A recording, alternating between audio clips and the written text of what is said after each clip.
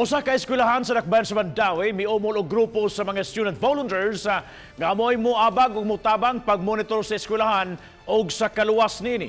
SWAT ang ngalan silang grupo apan wa sila gibansay pareha sa pagkapulis kay sila ang Student Watch Action Team.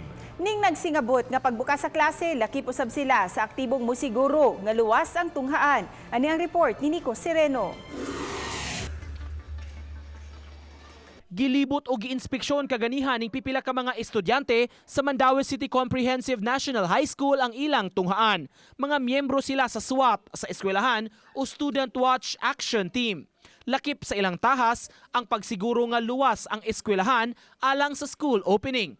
Mao nga kaganiha na busy sila sa pagsusi sa ilang main ug annex campus. Giinspeksyon ang mga buildings sa posible nga mga hazards. Lakip sa gisusi ang ilang mga fire extinguishers. Bit-bit sab sa mga tinun-an ang nagkadaiyang mga signages ug hazard map.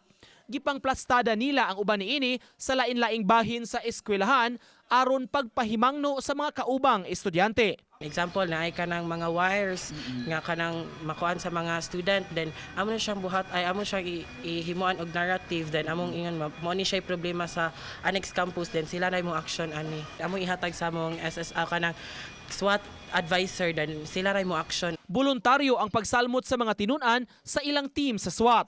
Apan malipayon sila nga mihimo niini aron makatabang sab sa ilang makauban nga tinun-an. Ang diri sa school kay training ground manggod siya, diri ra siya about sa lessons ra nga imong makatunan.